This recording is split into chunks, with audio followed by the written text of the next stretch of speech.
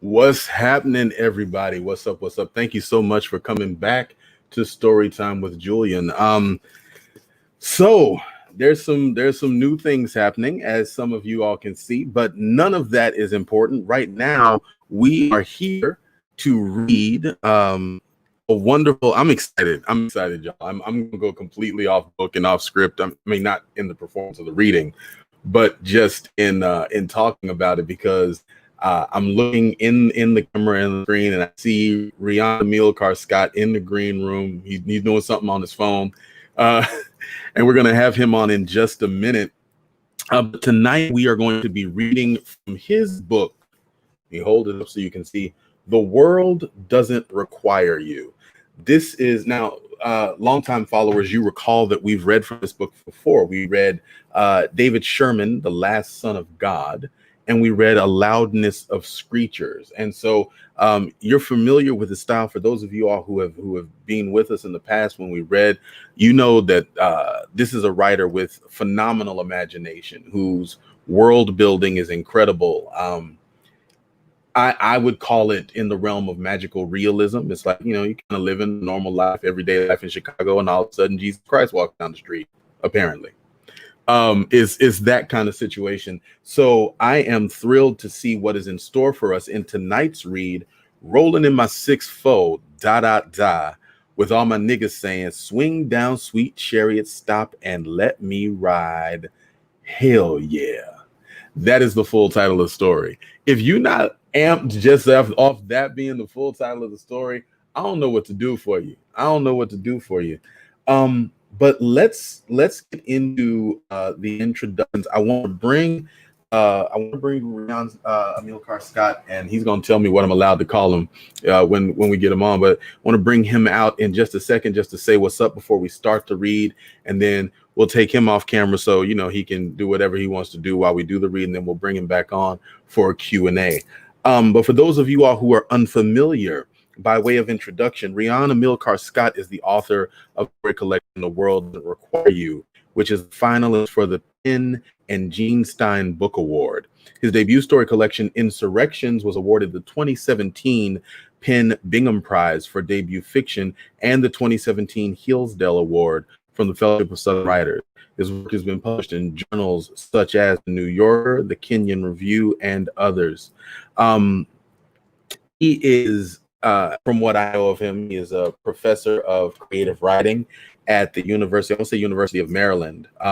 He is a father. I know this because I follow him on Twitter, and one of my favorite videos on Twitter in the last month or so has been Rion getting the box of the paperback version of his book, which incidentally, when you fall in love with this story and accordingly decide, oh my gosh, I want to buy this book, it is now available in paperback. I have the hardback because I'm bougie and I drink my tea like this. But for those of you all who want to get the paperback, it should be available really shortly. But there's this video where he's opening the box of his paperbacks from his publisher, presumably, and his baby is there. It's like, Daddy book. And I was just like, my whole entire heart, y'all, melted off that, because it's just like, yo, like your little one knows you right. Like that is a part of that. That is a part of your identity in your child's eyes, that you make books. I honestly cannot think of a greater legacy. I mean, I suppose I could if I spent some time with it, but that's pretty high up there.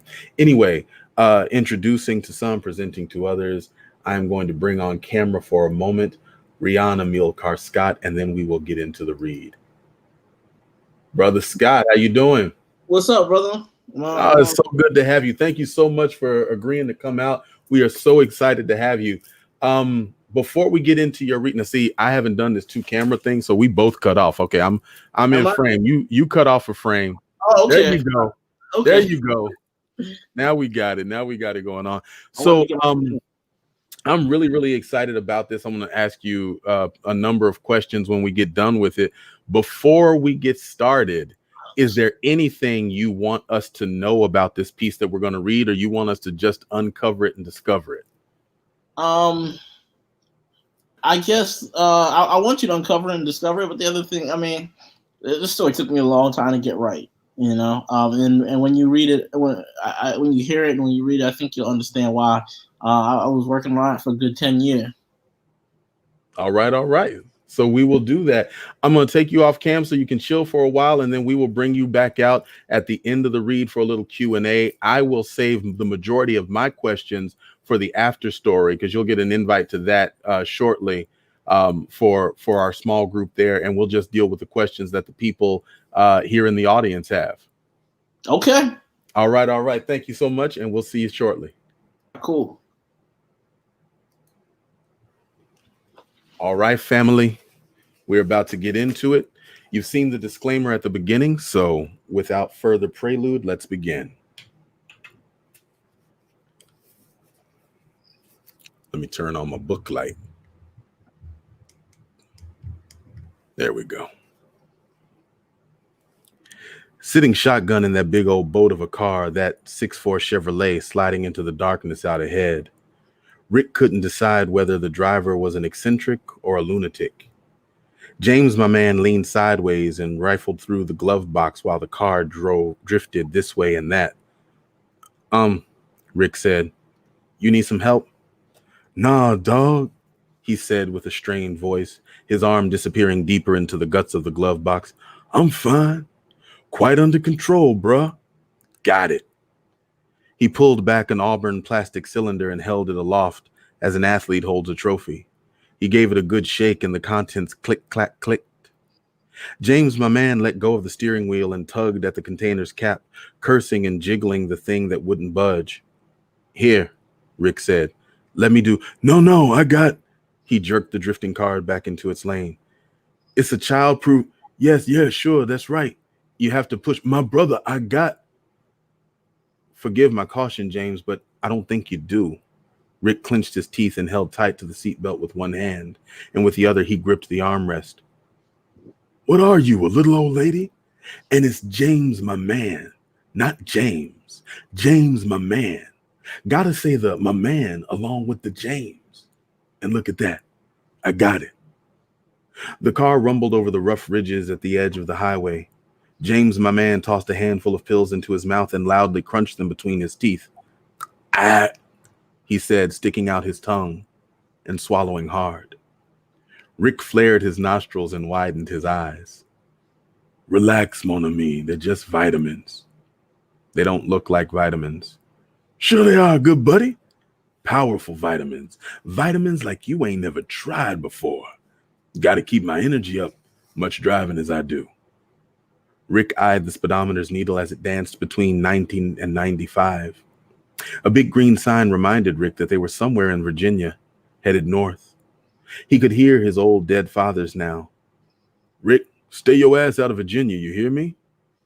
He became aware that he was again clutching the armrest in a steely vice grip.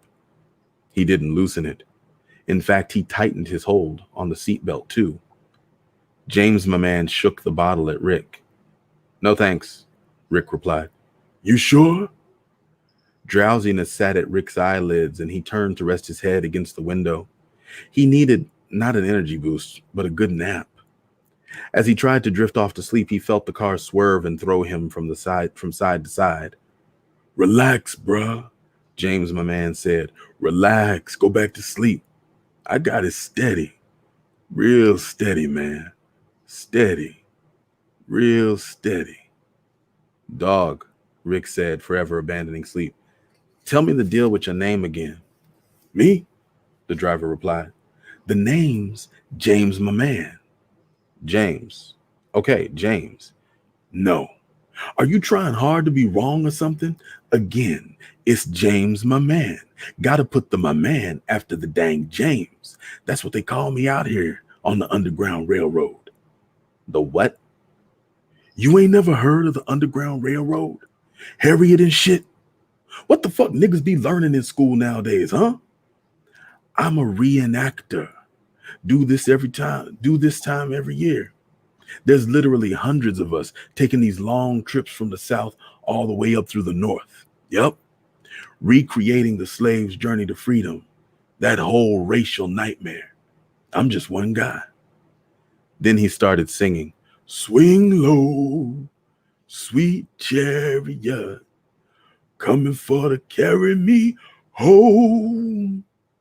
Rick looked at the driver's sturdy hands on the steering wheel. They were huge hands, like big, like lion paws. Hands, fighter's hands. Rick imagined the hand crushing chunks of ice. James, my man, said other things, strange things. Rick threw in a word or two, but mostly he listened and wondered if the man was insane. Along the Underground Railroad line in Cross River, there would be a party in an old cotton field somewhere in the ruins, a string of abandoned plantations, and all the Underground Railroad reenactors would converge upon it, James, my man, said. A man he called the Lizard would be at the party, the Lizard of God. The way James, my man, described him, the Lizard sounded less like a creation of God and everything like God himself. The Lizard could solve any problem. Talking to the Lizard could even give anyone a boost of confidence, though James, my man, said he didn't need one. But if he did need one, which he didn't, he'd go to the Lizard. Rick sat bewildered by his travel companion's words, but everything the man said came with a hilarious aside that made Rick forget the initial ridiculousness. Like I said before, man, just get me to Cross River, Rick said. Get me home to Cross River, and I'm good. Mm-hmm, James, my man, replied. Yup. 6 white horses prancing side by side, coming for to carry you home. So you really following the Underground Railroad? Yeah, Jack. I ain't bullshitting. Do the shit every year. Sometimes twice if I'm needed. Usually pick up a hitchhiker or 3 like I did with you, or I pick up a rider at a safe house.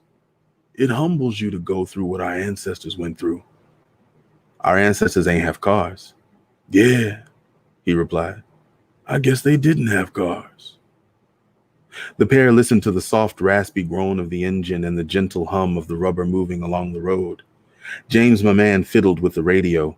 Country music and static moved through the speakers. Looking for some gospel music and shit, James, my man, said. You'd think they'd have one good gospel station out here. You a gospel fan? Not really. Why do you ask? James, my man, switched off the radio and Rick rubbed his hand against his weary red eyes and listened to the silence, waiting for it to refresh his fatigued mind. Yeah, man, James, my man, said. You lucky it was me who picked you up and not one of them forgotten tunnel people. Forgotten what? You ain't never heard about the forgotten tunnel neither? Shango and shit? Where you learn history at? These people, way back in the slave days, thought they were doing what the Underground Railroad was doing. Haughty motherfuckers, going off all half-cocked. Thought they was better than Harriet and them, but they never rescued a soul. Some shit would always go wrong. People reenact that shit too every year. Their reenactors are just as stupid as the original Forgotten Tunnel folk. Nigga shot himself with a musket last year. Some of them dummies gonna be at the party too. I just ignore them. The familiar drone of the open road passed between them. Rick was learning to love that sound. He tried again to lean his head on the window and go to sleep. So tell me, what you running from? I ain't running from shit. Everybody on the Underground Railroad is running from something. But you don't have to tell me. Whatever it is, I got your back, my nigga. Thanks. The Chevrolet left the highway and now passed through a residential neighborhood. It had narrow streets and identical white houses with brown front doors, big picture windows, and black shingles. Can't drive no more, James, the man, said. Lay as shit. Got a safe spot we can rest at. Get some food, too. Rick nodded, hunger and sleepiness nipping at him minute by minute. The needle hovered around 50, sometimes 60. After some time, Rick recognized a dilapidated red brick schoolhouse with cracked windows. It bore a dingy sign that read, Frederick Douglass Middle School. It was missing the second S in Douglas, caused a place to stick in. That it was missing the second S in Douglas caused the place to stick in his head. They had passed it twice before. We lost? Rick asked.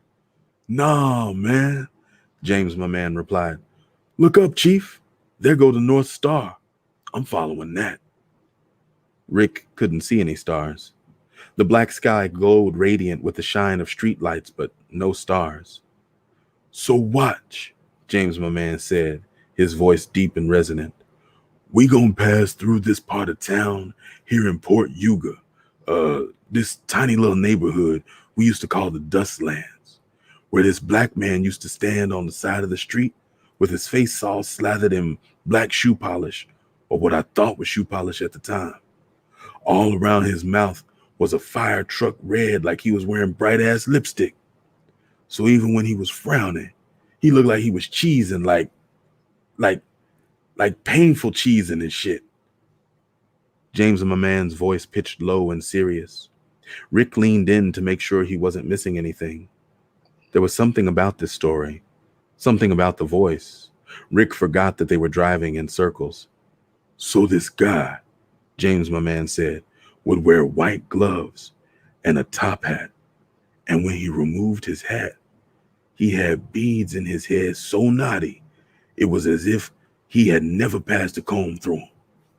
He was out there every damn day, no matter what the weather was like, cold, hot. And this man had a big ass boom box, and he'd be dancing by the side of the streets, singing Zip Coon and swiveling his hips and shit. Everybody loved dude. Kids would be clapping, and he'd do a jig and then make balloon animals for him when he was done. The guy made hundreds of dollars a day. James, my man, stopped talking to crunch some more pills between his teeth. He became silent, gazing up at the empty sky for direction.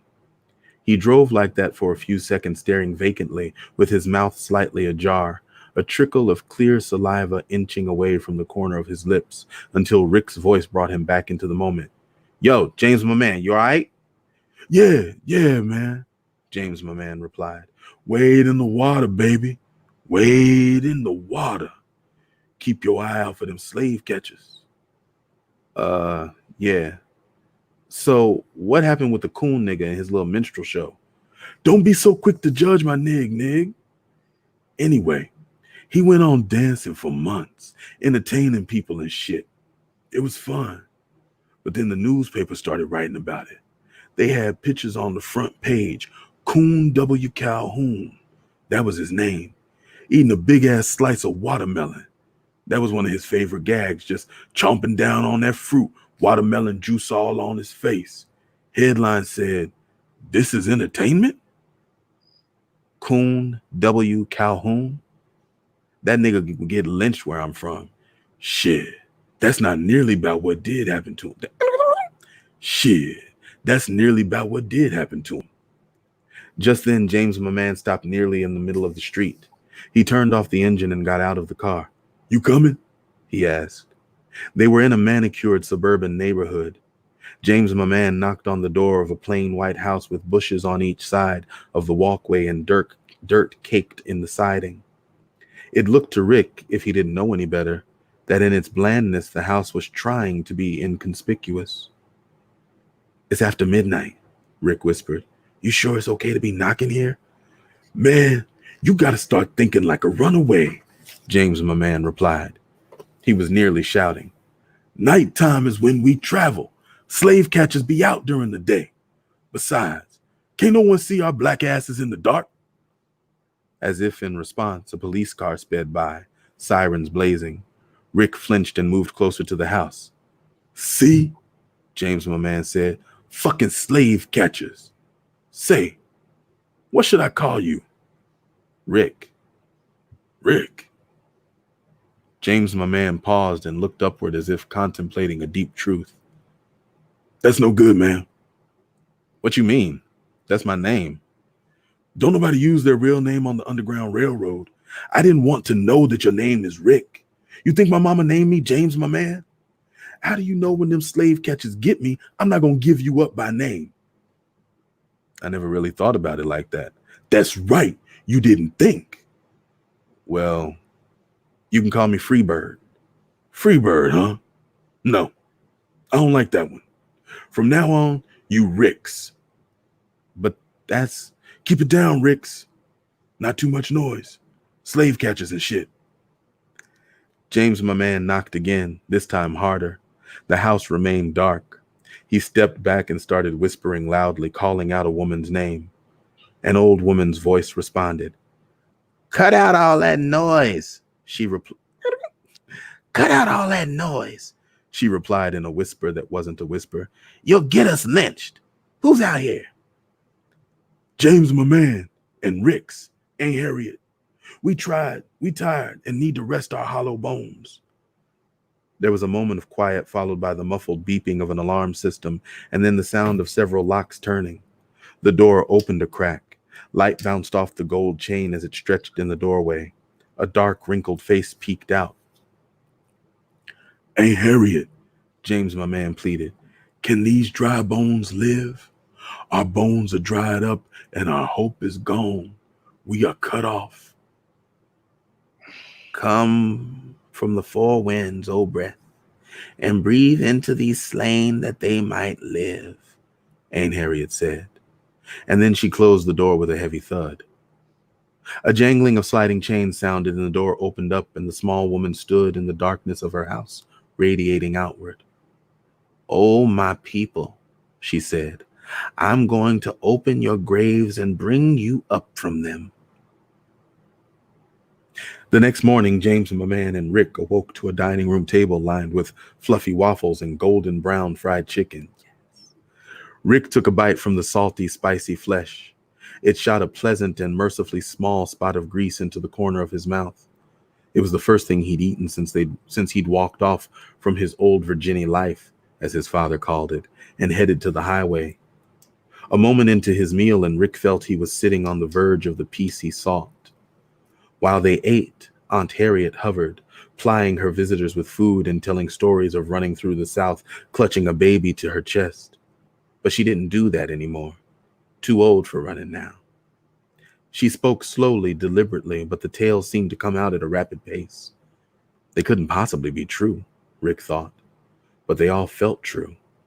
It felt as if she had lived them with her. She'd tell a tale, and then she'd cackle. Aunt Harriet cleared the table and was on probably her 12th story when she stopped and peered into Rick's face. Boy, you look like somebody I used to know, she said. You from Cross River? Rick nodded. Trying to get back, he said. Ain't been there in a while. Me either. I was there when they founded the town, you know. I was a teenager fresh from the boat, but I remember those as hellified times. I done forgot a lot of things, but I won't never forget them old days. I was crouching behind a barrel when them crazy niggas on the plantation was swinging them cutlasses. Big things this long. She held her arms far apart. They took that old white man, what's his name's head clean off. That's where they get the saying from. You know the one I'm talking about. Cross River niggas are the craziest. Rick repeated the last part of the phrase with the old woman. I came up with it, you know. Plenty of folks take credit for it, but I made it up. I used to argue with folks over it, but them folks is dead now. Aunt Harriet cackled. Ain't no one to argue with me about it no more. It's the truth, though. A man grabbed me by the hand, she continued, and led me off that plantation, and we followed the Cross River like we was free, and we settled the town. I was the one who said we should name it Cross River. That damn river looked powerful, strong. It was angry, like it was ready to rise up and reclaim the town. It's still like that. Rick shrugged. I don't know, he replied. I'm trying to see it again one of these days. Soon, I hope. Well, Godspeed to you, son. Some stupid clown, I think I see his goofy face now, wanted to name the town Heart City or some simple foolishness like that. He was one crazy boy, always talking a bunch of nonsense, thought he could fly, jumped out a tree and broke his neck and died one day. She cackled again, her music shrill and amusing, causing her guests to chuckle along. Aunt Harriet's cackle went on for a long time, as was punctuated by short gasps. Light sparked off the gold that covered a few of her front teeth. That was the first time Rick had noticed the jewelry. She briefly lost control of herself, luxuriating in laughter. But anyway, you remind me of the cutlass swinging nigga who took me by the hand that crazy night. You move like him, smile like him. It's like he's still walking the earth as long as you are. Could have been your great-great-great-granddaddy. Her story resembled tales Rick's father used to tell, which were in turn passed down from his father and went all the way back to the ancestor who took part in the great insurrection that led to the founding of Cross River. Rick had heard them, or different versions of them, so many times before. Still, he sat there staring at Aunt Harriet as if her stories were brand new to him. Aunt Harriet, you're just making all this up, Rick replied. For that to be true, you'd have to be over 200 years old. She flashed her yellowish-brown teeth and went into the kitchen to wash dishes and toss their chicken bones in the trash. When the sun went down and the three of them sat in the living room reading the newspaper and watching television, a series of thumps sounded at the door. A shadow passed over Aunt Harriet's face and her smile disappeared. She turned out all the lights and removed a black pistol from the hallway closet. As the banging became louder, Rick felt his scrotum tighten. A wave of fear passed up through his stomach and chest, resting finally at the base of his skull. Aunt Harriet, I'm tired and need to rest my hollow bones, a voice called. Can these dry bones live? My bones are dried up and my hope is gone. I am cut off. Stop all that damn hollering, Aunt Harriet called. She opened the door and yanked him inside. You nigga Jim? The man nodded. You're late. He wore ragged burlap pants, a tattered blue polyester shirt, and a straw hat. On his feet, nigga Jim wore nothing, and as a result, his feet bled and were covered in the road's dirt. You gonna say the rest? He asked. She waved her hand, sucked her teeth, and walked away. Oh, Lord, James, my man, mumbled toward Rick. Here come one of these crazy niggas who think you got to keep everything 100% accurate to recreate the Underground Railroad. These fools are like Civil War reenactors or some shit.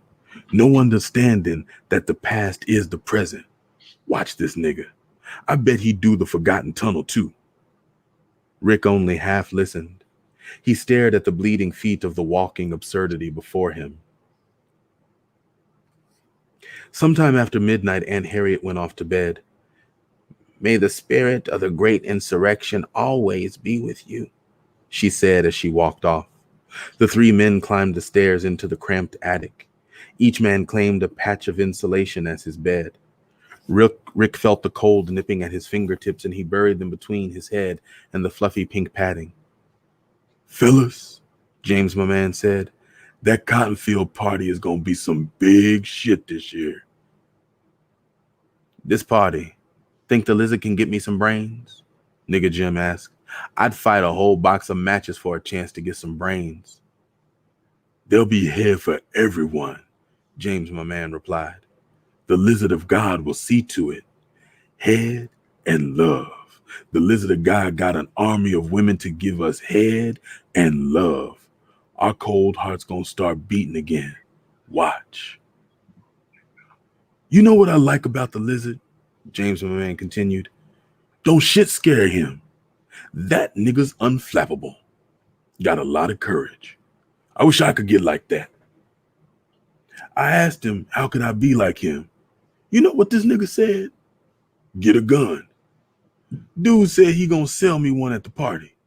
Ain't that something? The comment was so strange that both Rick and nigga Jim embraced silence. Rick felt the urge to talk to his new roommate so as not to appear rude. He called out, say, nigga Jim,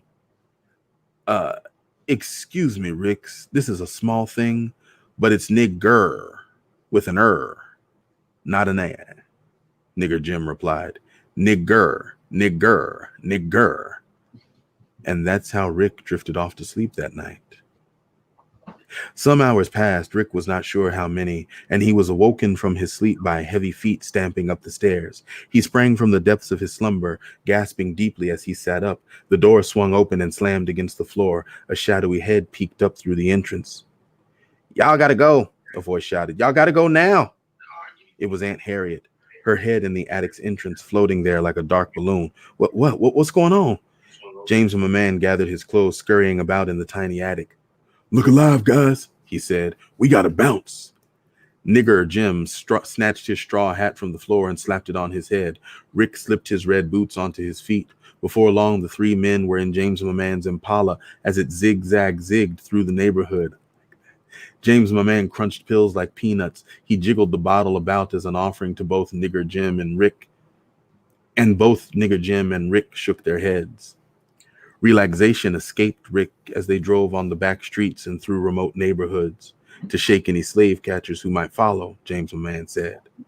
Rick's blood churned like angry German shepherds were on his heels.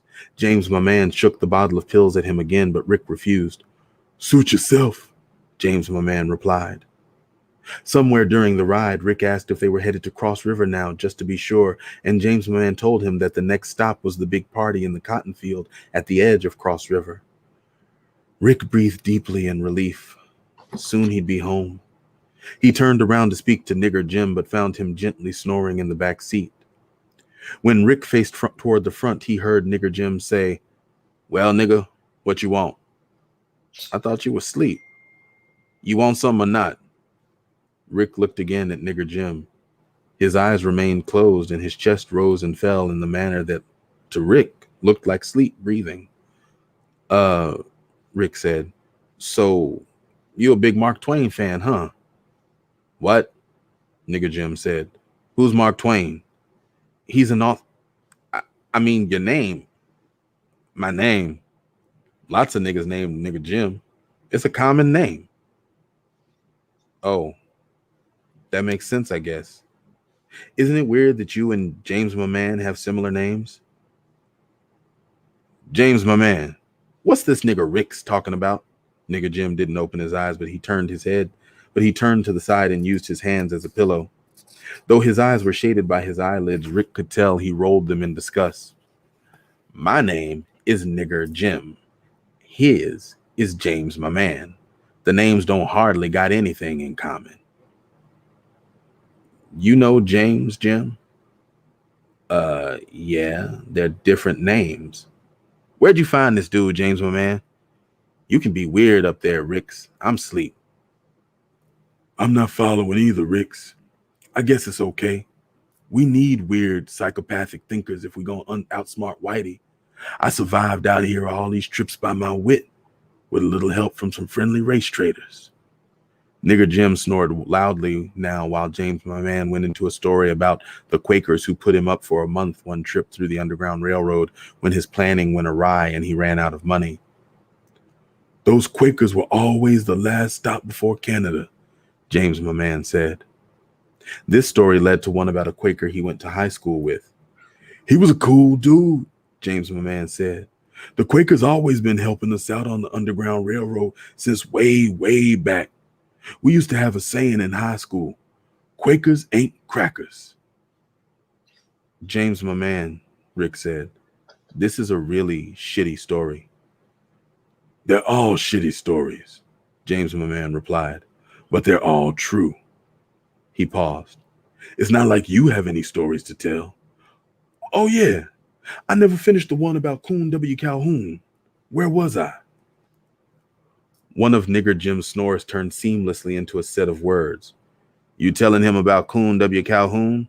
That was some fucked up shit." "So the newspapers started writing about him all the time," James my man said. "They had essays and editorials calling for his head. Then there was one, I'll never forget it. The headline was, 'Coon Calhoun needs to be lynched.' It was in big bold letters. Man, I couldn't believe the newspaper would be so blatant." Nigger Jim farted as if to comment on James my man's story. And then he started to snore again. So anyway, James, my man, continued, he go out there one morning, a Thursday morning, dancing like usual, a big ass smile on his nigga lips, singing some little kiddie song or something. And all the children and their mothers are standing around. People putting money in his hat, and his greasy black face is sweating as shit. His chest is moving fast up and down because he out of breath. Then there's some commotion. Somebody yelling some shit.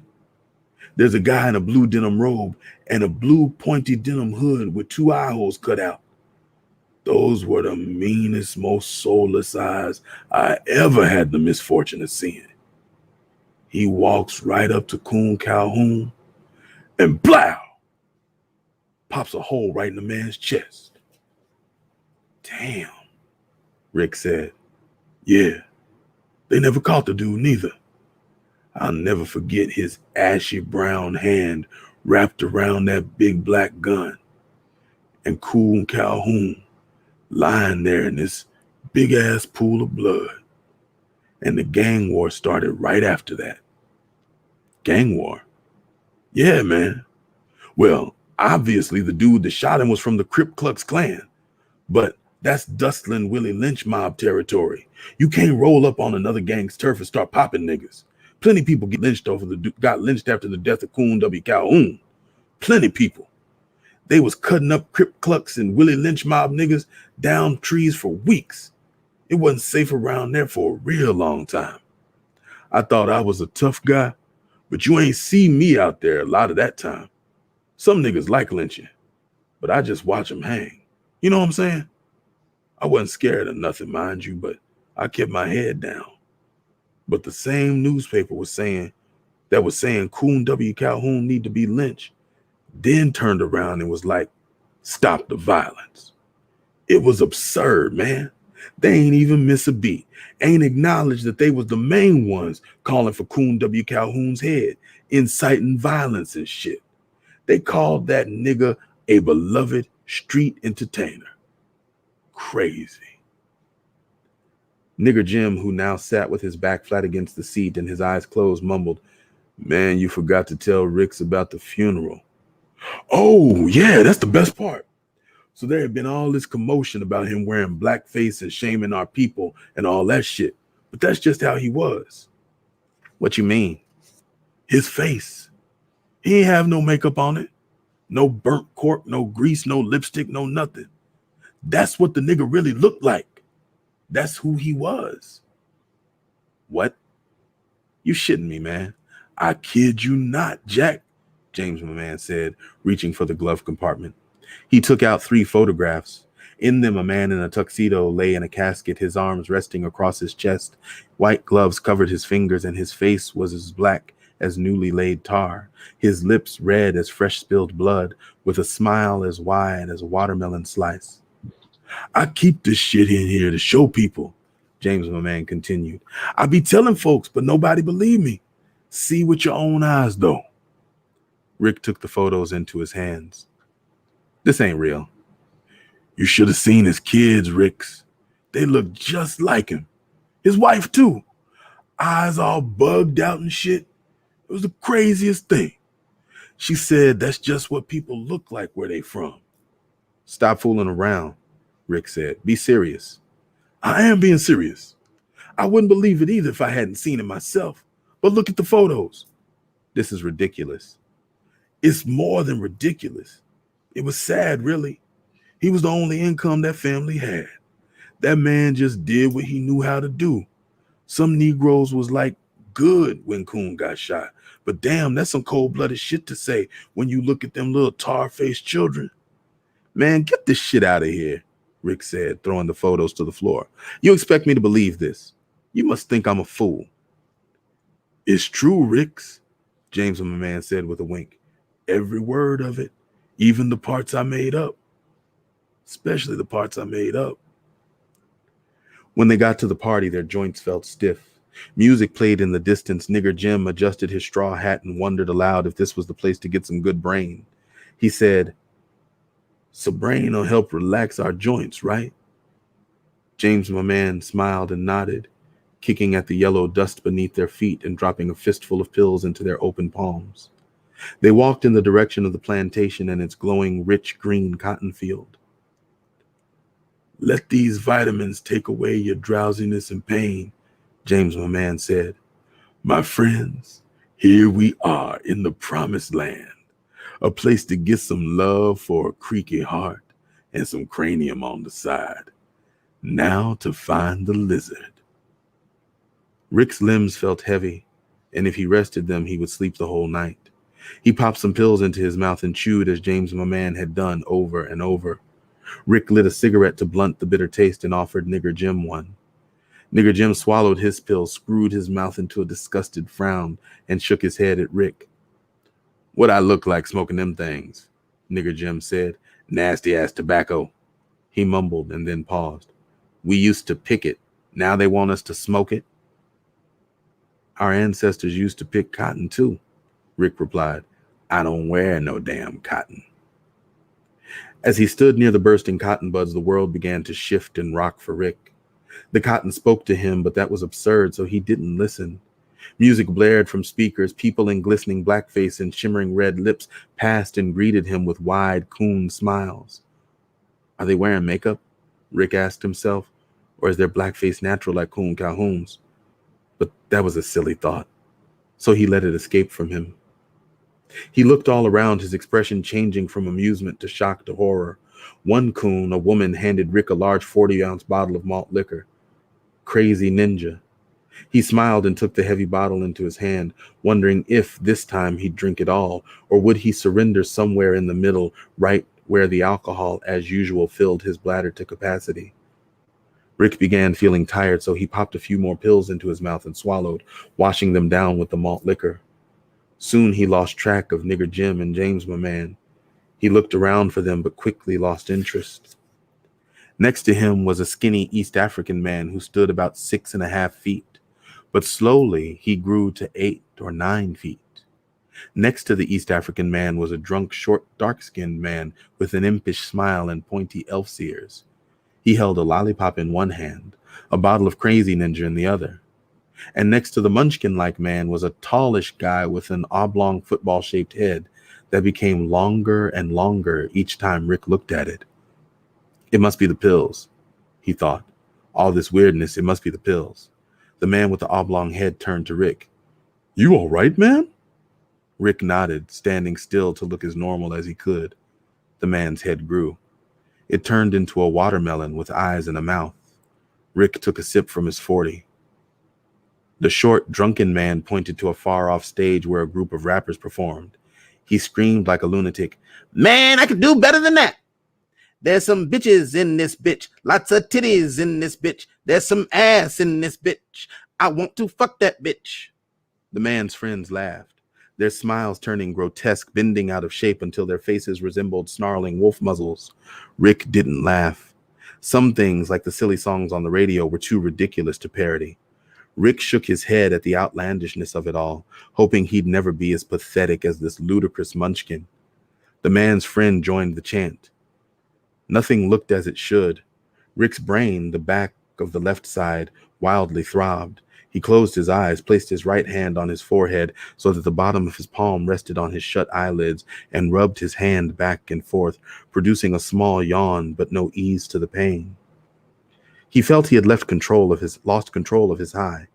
But wasn't the point of a high to lose control? All he wanted was for the visions to stop. Rick put down the 40. It couldn't be helping. He heard a voice, a soft female voice that sounded vaguely like creaking guitar strings. The voice asked if he was all right. Rick looked up, and there stood a woman who, before his eyes, turned into a giraffe. He maintained a straight face and ignored her transformation, telling himself it wasn't real. Anyway, she was a pretty giraffe, a graceful giraffe, not awkward like many he had seen at the zoo or on nature shows. Each time Rick looked away, she switched shades, becoming a giraffe of a different color, first white and then purple and next a rust color, and again she changed, turning now yellow. He marveled at her as she spoke, but the woman didn't seem to notice at all. Instead, she chattered quickly, rapidly, flapping her giraffe muzzle, telling Rick all about herself. She had said she had gotten a degree in biology from Negro University and had hoofed her way all the way to middle manager position at some corporation somewhere. She stopped speaking and twisted her muzzle into a frown and whispered, "These parties are becoming so low class." Naked children, dusky little sambos, uncombed birds' nests resting on their heads, pancake lips flapping behind them as they ran, and their skin as shiny and black as glowing midnight sky, swept by like a breeze. They ran around and around and around until they became a blur and then dissolved into a black puddle. The giraffe shook her head, but Rick could barely see it, way up there. "Do you understand what I'm talking about?" the giraffe said, touching a hoof to the crook of his arm. Rick nodded, though he had heard very little of what she said. "I find it very hard to explain that I'm different. Know what I mean?" Then she frowned and pointed a hoof at the Munchkin and his friends, who were still chanting. She said, "I might do the Forgotten Tunnel next year if the Underground Railroad is going to be so classless." Rick felt people looking over their shoulder at him. Some stared outright. If the giraffe had noticed, she didn't let on. As she continued speaking, he looked at all the people who suspiciously eyed him. They went through millions of years of evolutionary history before his eyes. They turned into apes, except they had wigs. And soon Rick realized what science hadn't figured out yet, that humans, apes, and birds all shared a recent common ancestor that still roamed the earth, and what he was seeing was the undiscovered missing link. What made them eye him so angrily? Rick wondered. Perhaps the giraffe was someone's girlfriend or wife.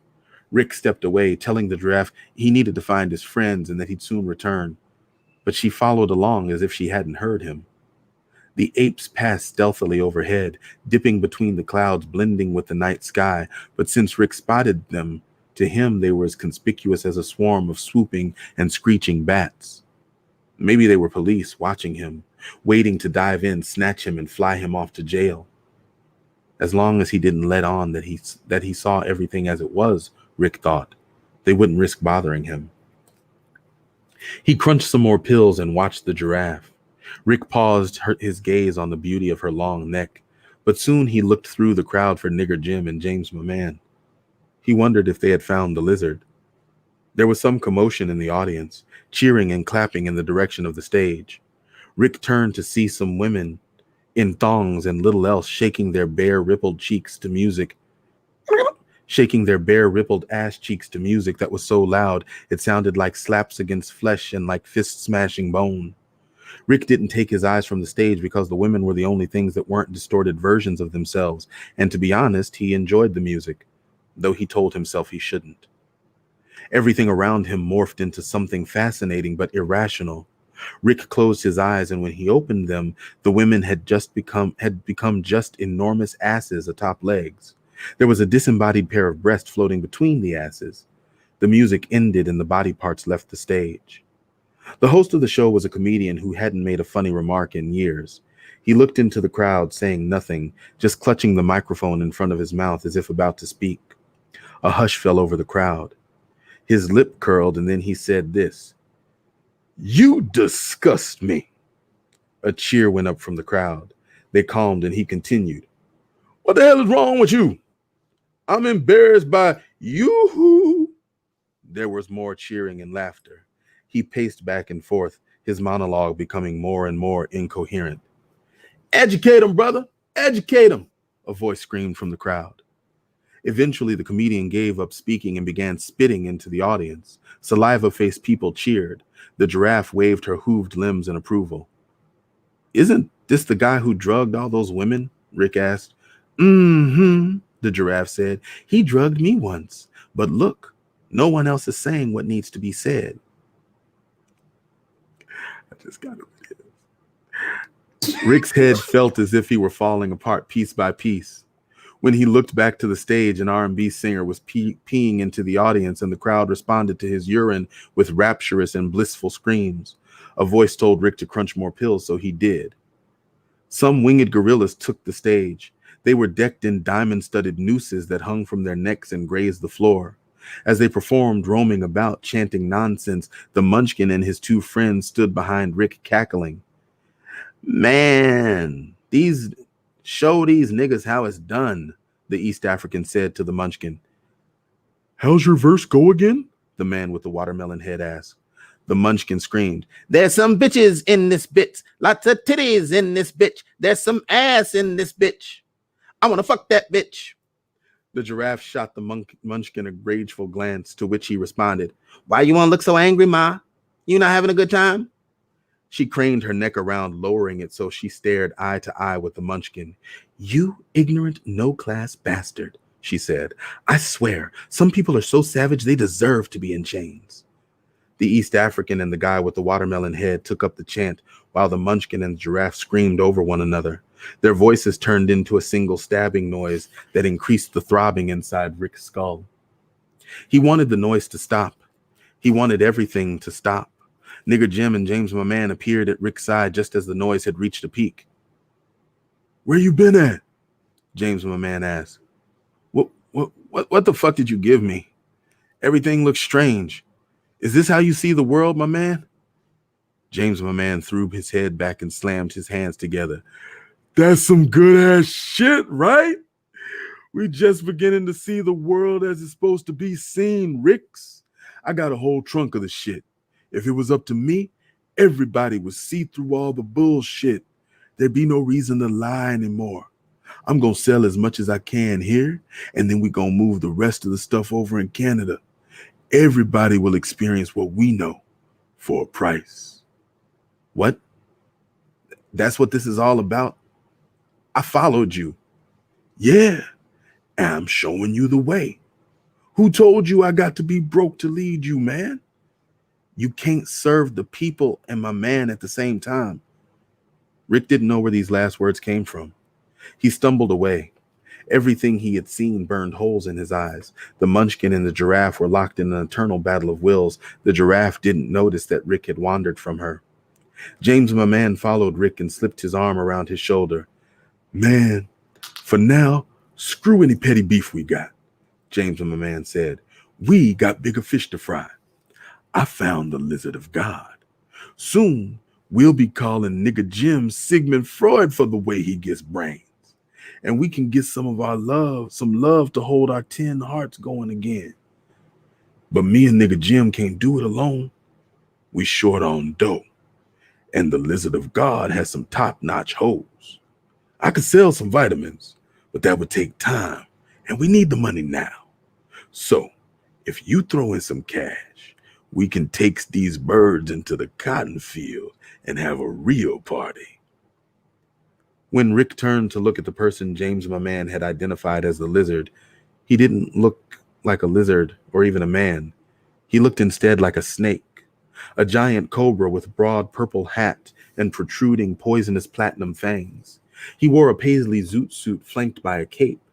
The snake even had the audacity to have a pair of brown snakeskin shoes sitting there underneath the part of his snake belly that hoisted him off the ground as if he had feet. A pair of disembodied hands clad in white gloves floated in front of him. The right one held a scepter, the left one an oversized diamond-studded golden chalice. Floating female fancy parts hovered about the lizard's heads. Hey there, Rick's my man, the lizard called. What do you want to do? Barbecue or mildew? In the name of God, the Father, his Son, and the Holy Ghost, the lizard continued, I say unto you, Ricks, make your next move your best move. He pointed his scepter at Rick. Your man, Freebird. Here the lizard pointed his scepter at James, my man.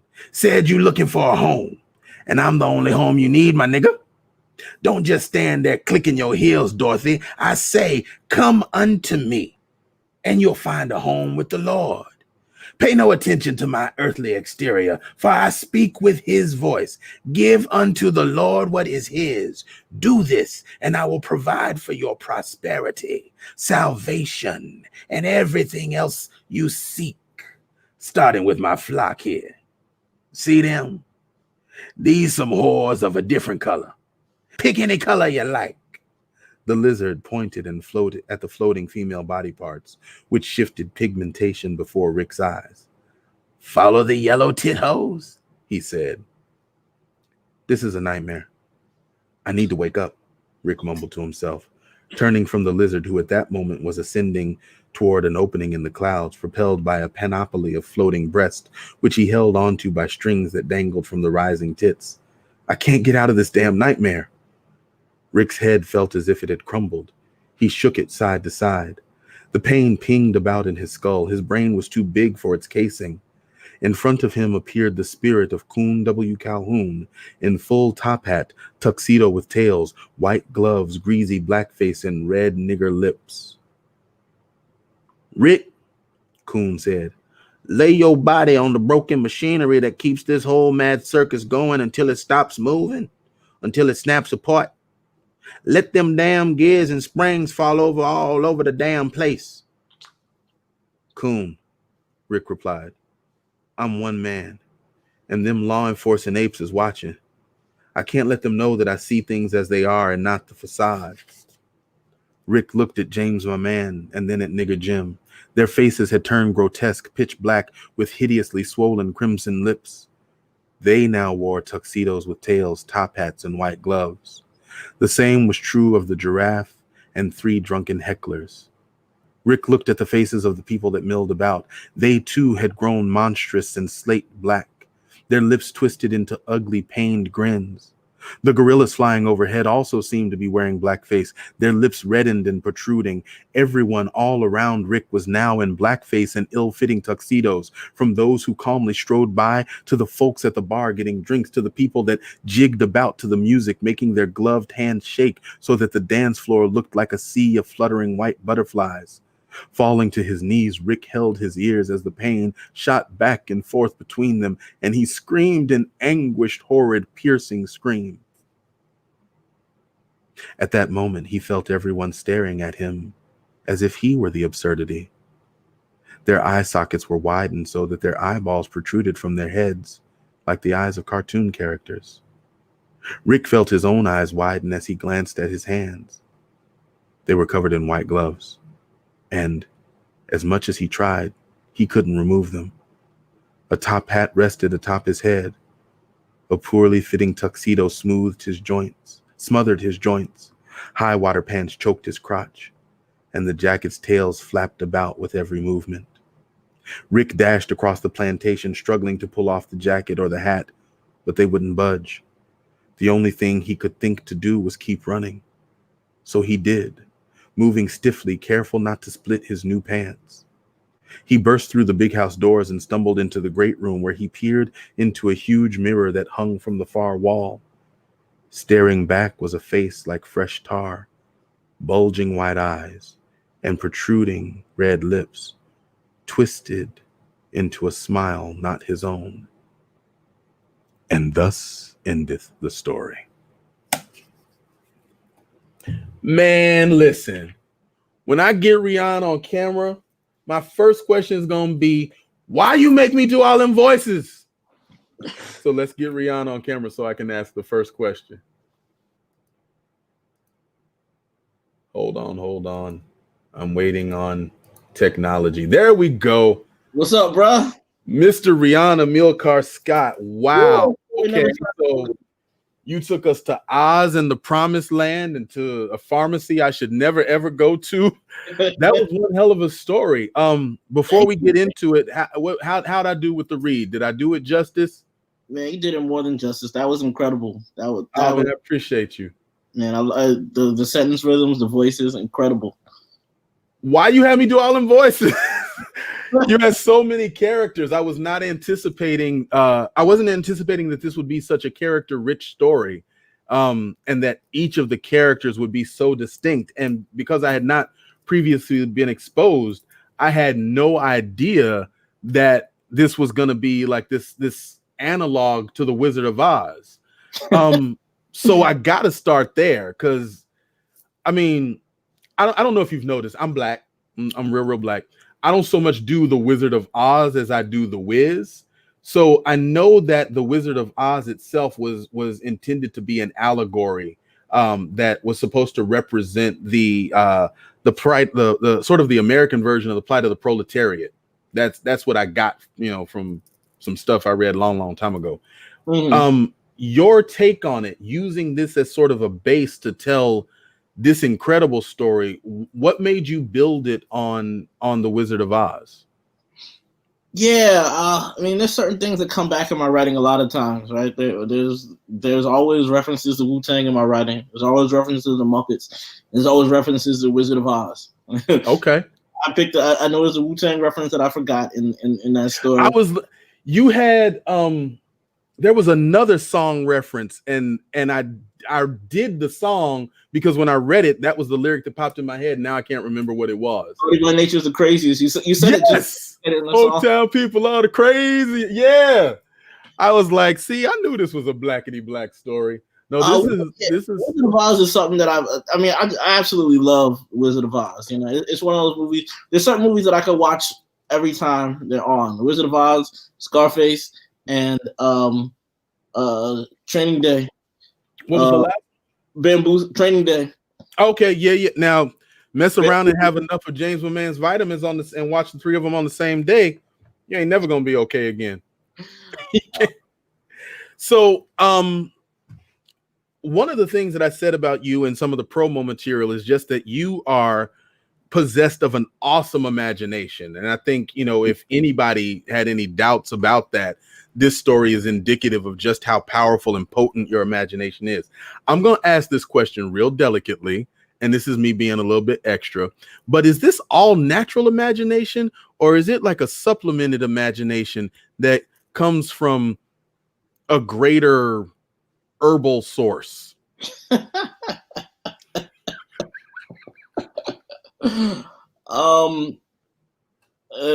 My writing is from it's from my imagination. I pull it, I pull it from, just dreaming, the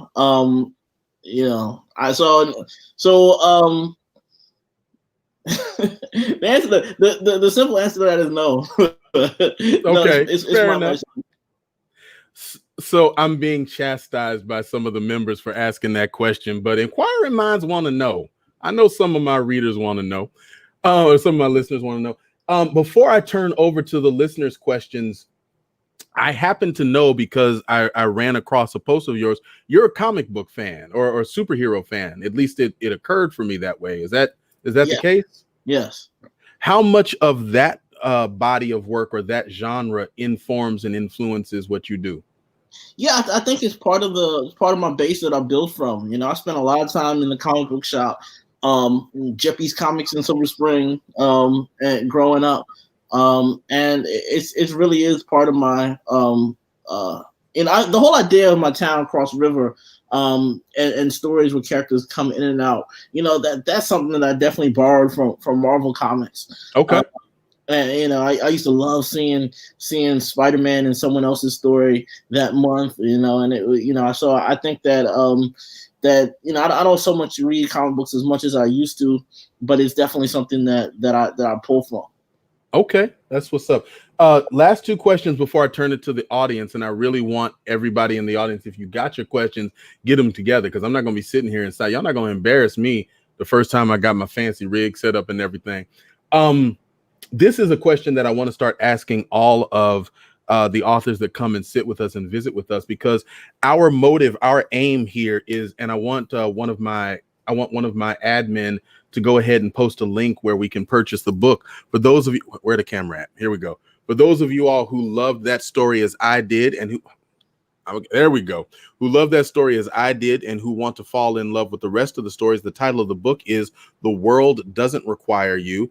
This is Rion Amilcar Scot's second collection. His first collection is called Insurrections.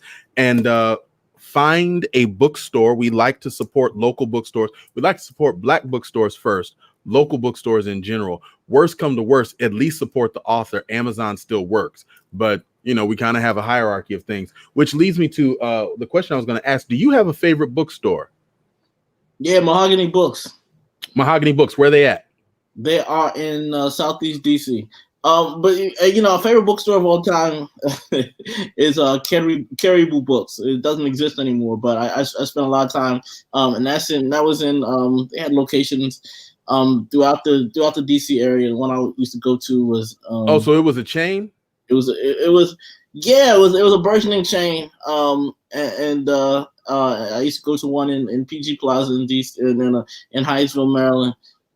And I basically spent a lot of time there. And the owner turned out to be one of my coworkers later. The guy who had owned it when it was running. It was a great place. That's what's up. So one of our admin has just put up a link to Mahogany Books. So if they deliver, buy it from the author's favorite bookstore and tell them that he sent you. Maybe they'll send them something. I'm going to go ahead and turn over to the, let's see, I'm going to go and scroll through the questions and see what we have. Iowan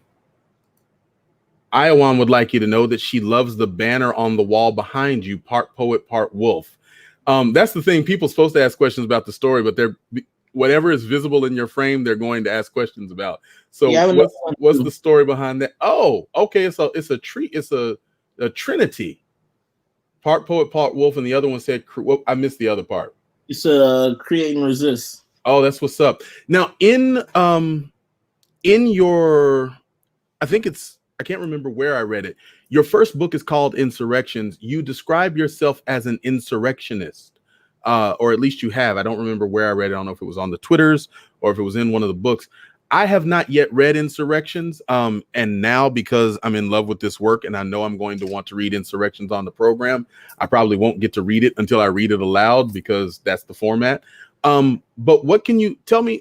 And even in this story that we read today, insurrection emerged as a theme a couple of times.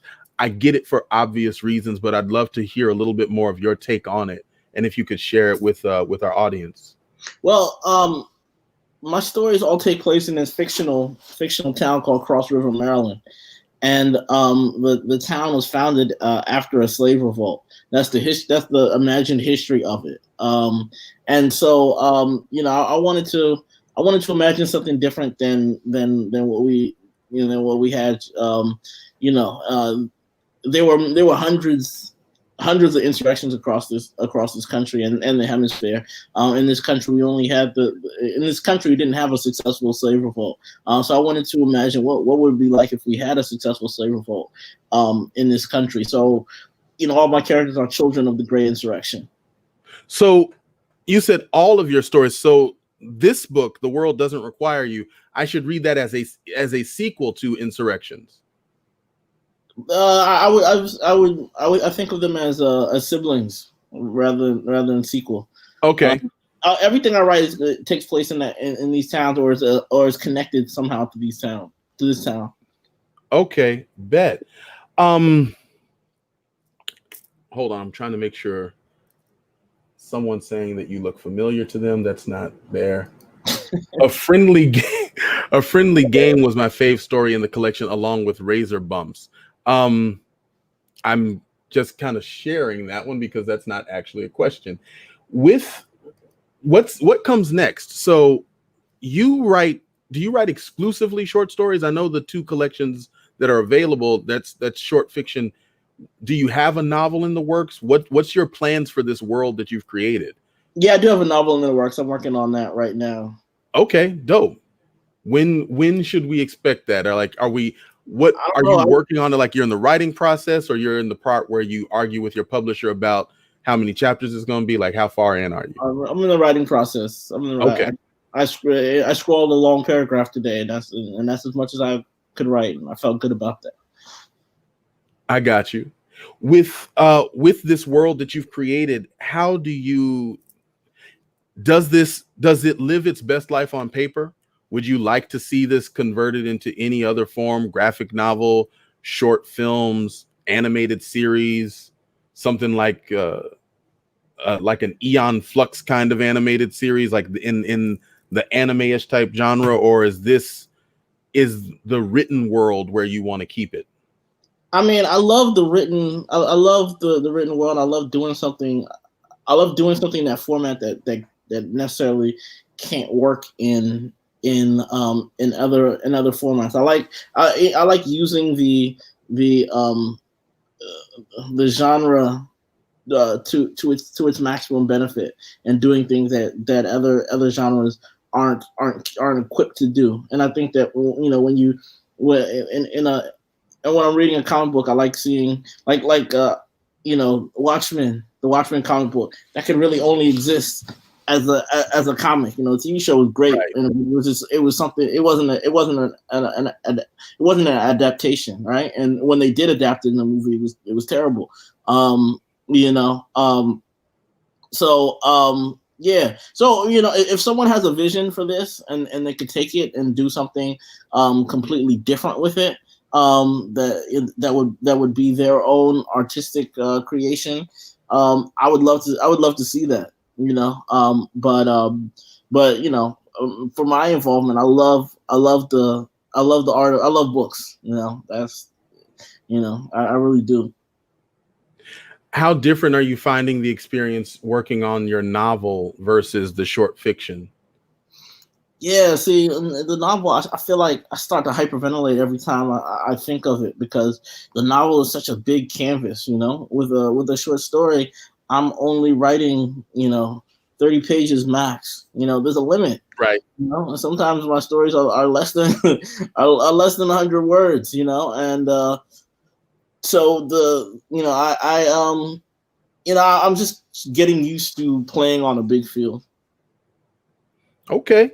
It's funny as you say that you are echoing the exact sentiments of one of our long-term viewers and friend of the show, and new author Terry A. Meredith, who started writing. She's actually she's become quite prolific in the last several months, but she started writing with short stories because she always had a novel that she wanted, the ideas of it, but would hyperventilate at the thought of the bigness of it.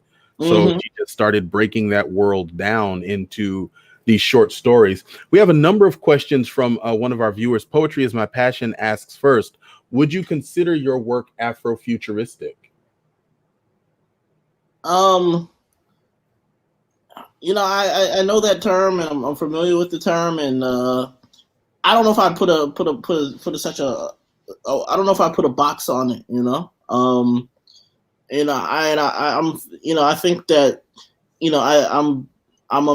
to me, I'm imagining a different world and going in the past, and trying to imagine something that is trying to go into the nuances of our past and our present and our future. But if I would use that term, I don't know. Yeah, I don't know if I would particularly use that term. In the past, I had referred to your work as being within the realm of magical realism, but so it got so much more magical with this story. I got to think of a whole new way to regard it, because the fantasy element of this was just so potent and so powerful. Joker asks, in the story Rollin in My Sixfold, a character says people don't understand that the past is the present, which was that was one of those aha moments for me. Is that a recurring theme in your stories? Yes. The past is so I don't want to use the word present, but the past is always in our lives. It's always, we are sort of prisoners in a sense of history, and we ignore it or misunderstand it at our peril. Like for instance, right now we have this debate over the 1619 project. Right. Of course, there are things to debate about it, of course. But, I think the very idea that America was founded on oppression is not a debatable idea to me. There was a genocide. I live on lands that weren't, that we all live on lands that were Native American lands. Right. We got people walking around named Washington and Jefferson, to echo Malcolm X, Washingtons and Jeffersons in Africa. So yeah, there's a foundation of that, and we need to reckon with that and get some sort of understanding of that. Somebody said so Sankofa. I definitely feel that. I think this next question ties into what you just asked, but Poetry is My Passion also asked, what made you include the history of slave myths in your story? Yeah, see, I mean, it's always been so fascinating. It's always been so fascinating to me the history. When I walk down the street, sometimes I'm like, man, this is the same street that this is the same street that that slaves walked on. So yeah, Yeah, man. and I'm walking. I'm from the DC area. And I'm always thinking like, man, Frederick Douglass might have been on this street at some point. Wow. Might have been here. But that's real.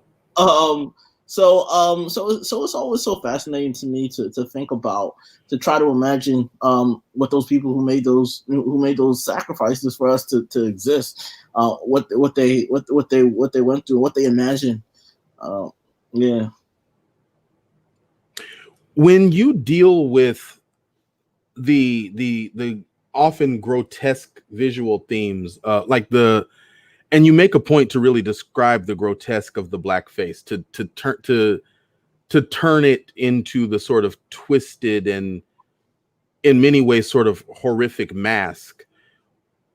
What is your intent with that as you're writing to Black fans? And I know that as Black writers, we know and understand that our work is going to be perceived by the white gaze, and that complicates shit a lot sometimes, to the point that you might even, I don't know. Well, actually, let me start with that. Do you ever wrestle with wanting to pull back on certain descriptions of things because you know that a large group of the consumers of your work are going to be white scholars, intellectuals, that sort of audience that pursues your work? Yeah, part of me says, fuck the white gaze. I don't really care.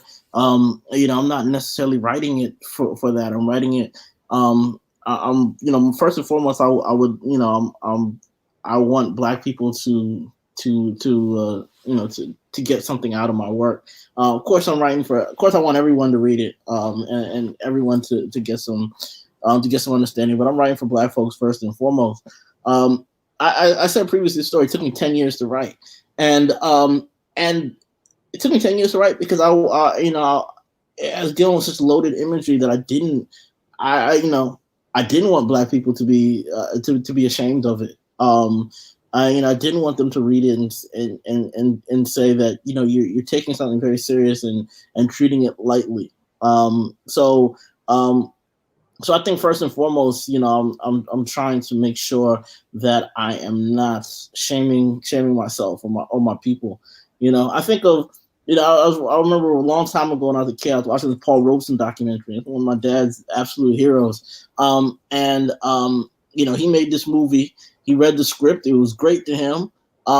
In the editing process, they turned it into something that he couldn't be proud of. And he actually went around and told people, don't go see this movie. They changed it, and so I think of that, the integrity to tell people, I worked hard on this, but don't go see it, because it doesn't represent you well, and I always want to represent my people well. Okay, so you've got like all the love from the audience with that answer. Like that is, I'm just looking at the comments, kind of scrolling up. Joker asks again, and I think part of the answer is in the fact that it took you 10 years to write it, which is incredible to me. And message to all the aspiring writers out there. We've talked about this in the pre-read a jillion times. The story takes as long as it takes. Just don't give up on it. Keep doing it. Okay, sorry. Had a little PSA because we wrestle with that a lot. But Joker asks, how do you get one story to be so comical, bittersweet, and sad at once? This one took me so many places. Was it an emotional ride for you in writing it? Yes, I think there were many times when I was like, why can I really put this out there? Should I put this out there? I'm dealing with all these imagery. Am I dealing with this imagery correct? Even hearing you read it, writing is one thing, but hearing you say nigger with the hard R over and over again, I didn't necessarily, it wasn't necessarily my favorite part of the read, Yeah. It's not saying anything against you. I'm saying, questioning myself. It wasn't my favorite either. I will admit I enjoyed doing there's some bitches in this bitch rap more than I thought I would. I'm embarrassed at myself, but that shit was hilarious. I'm sorry. Go ahead. Well, yeah. That's actually. I'm not gonna say anything more about the rap. Fair enough. It didn't originate with the story. Right. Yeah. So I don't remember what I was saying. It is an emotional experience for you. You wrestle with putting it out there and the impact that it'll have. Yeah, a lot of times I was asking myself whether this story, but I think a lot of it is you got, when you're writing satire, you gotta let go. Someone is going to misinterpret it. And you just hope that not too many people are misinterpreting it, and the people who are misinterpreting it are not using it, not using what you created wrongly, weaponizing it. Yeah. So at a certain point you have to let go, and I just had to work it. I just have to keep working on it, leaving it, coming back to it, and tightening up with those parts. I think in the story it's sort of questioning the efficacy of this type of satire and the ethics of it. That's inherent in the story. I missed the last part of what you said. I'm sorry. Yeah, I said it's inherent in the story that it's questioning the ethics and the efficacy of this type of satire. Let's see. Hold on. I got one more from Joker, and then we are close to time. I'm going to extend an invitation to you shortly to the after story. We're going to take about a 10-minute break in between so you can get some water, kind of chill for a minute, and then we'll open up that room. The last question that I'm seeing says, does winning an award like the Bingham Prize change how you write or life for you in general? Yeah, it changed life for me. I was financially it changed my life. I was pretty much living check to check. Right. And I was able to get a better job and move into a better neighborhood. So there's that. I mean, it was a kind of emotional roller coaster ride. I think at the I was at the guard against my ego swelling. But fortunately, the world let me know that winning that award was a big deal, but it wasn't as big a deal as I thought it was. It wasn't. It was.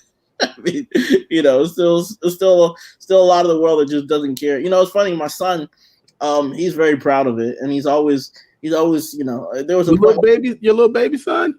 No, the older one. Okay. The older one is 9. Okay.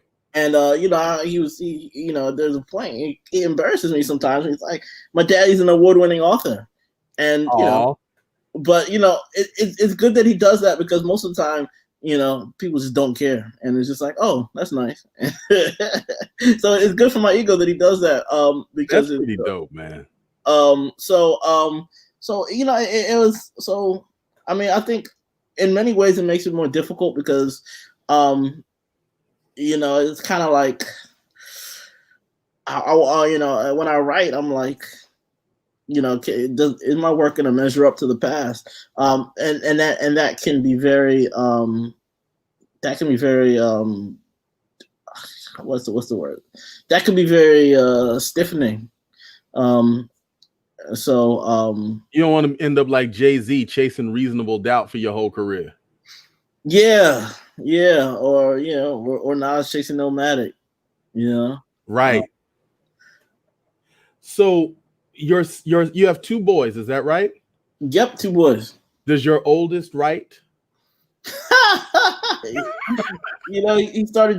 He started drawing for a year. He was like, maybe 2 years. He was like, when I go to the 4th grade, I'm gonna start drawing comics. And he's been saying this for years. And he was playing an instrument last year, and he's like, next year I don't want to play an instrument because I'm going to be drawing comics. Like, what are you talking about? So he true to his word, he started drawing his comic book on the first day of school. He sat down and started drawing his comic book. He talked about for 2 years. Come through integrity. And he also started a podcast. And so it was kind of funny because he did a test episode where he was just improvising. He knew what he wanted to do. Well, we listened to it, and he didn't like how it came out. He deleted the test episode, and now every day he's typing up a script. He has a script that he's writing for his podcast. What? Okay, so we need to be on the lookout for him. He coming through. Yeah. He coming for that next award. He like, you ain't gonna be the only one three-peating up in this house. Yeah, 2 episodes of a podcast. So that's what's up. All right, Rion, thank you so much for coming through and for spending time with us on behalf of the entire Storytime with Julian audience. We loved this book. We love this story. Again, we're going to post the link up. And in about 10 minutes, we're going to open up a room in the after story. An invite will be sent to you so that you can join up, and we'll just chop it up a little bit more. And then I know you probably gotta get some rest. But again, thank you for coming out, man. It was a treat. Say again. I said, thanks for having me. I love it. It was absolutely our pleasure. And should the mood hit you, and you feel like a little stuck, and you're like, I want to test this little piece of my novel on an audience, we would listen if you wanted to read it to us. We wouldn't be mad, I'm just saying. If your publisher's not going to give you a hard time about it. I'll keep that in mind. All right, we'll talk to you on the flip in a few, but again, thank you much. I am Julian for Storytime with Julian. Thank you all for coming out. We will see you on Thursday with a new story. Peace.